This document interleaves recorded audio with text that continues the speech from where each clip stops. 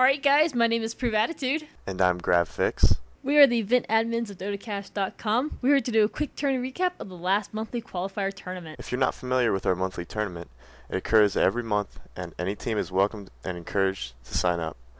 We have a small team of event organizers who do all organizing through the DotaCash forums and IRC. A simple system, but it gives us full control over everything.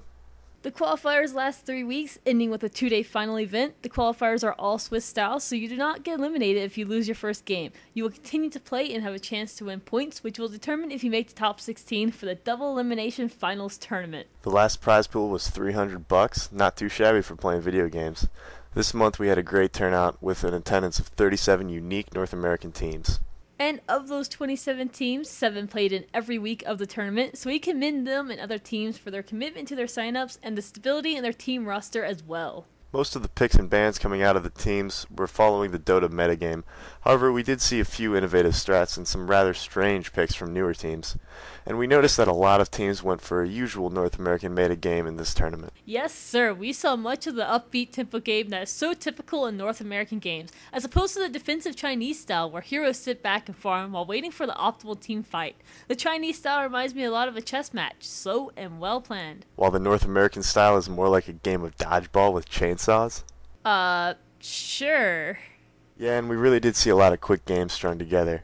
And team picks and bans seem to revolve around that roaming style, which makes for truly amazing spectating. You guys can check out all the replays from this tournament in our video archive on the DotaCash.com forums under the events section. And of course, I'm sure you guys want to know who was the most played hero in this tournament, and that would be Windrunner, who was picked up 50 times. Followed closely by Vengeful Spirit at 47 and Earthshaker at 43.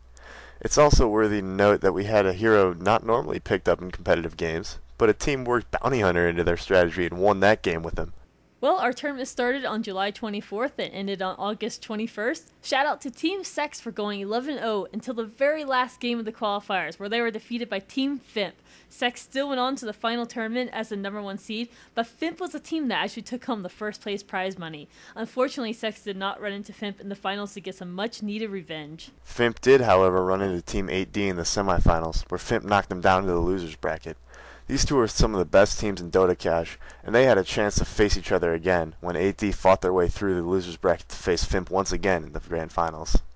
Although Fimp did take home the gold, we have some other noticeable recaps to point out, like the highest CS farmed in the entire tournament. This Chinese farmer award goes to Permanent Marker, who farmed his way to victory as Anti-Mage with 382 CS. Permanent Marker is actually on Team Sweet Dreams, and they take the Pub Stomp and Please Push award for both the shortest game and the longest. Sweet stomped Fabio in 19 minutes and 26 seconds and also beat STD in 68 minutes and 18 seconds. And if you happen to miss the live cast of these games, you can find them at twitch.tv/DotaCashLive under our videos on demand section.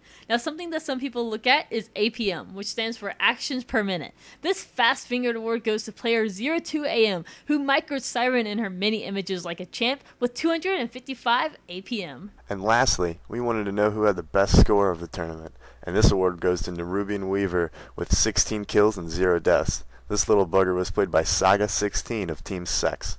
These teams love playing Dota so much that they spend 5 to 6 hours straight on tournament days playing Dota for theirs, ours, and your entertainment. Oh, and for the prize money and sweet, sweet fame. So if you like Dota, money, and fame, then sign your team up. You could end up being casted live or mentioned in future recaps. And as always, be sure to tune into our casts Thursdays at 6 p.m. Pacific for the DotaCash Team League and Sunday at 2 p.m. Pacific for qualifier tournaments just like this one. Until next time, DotaCash event admins now signing out to go play some Dota.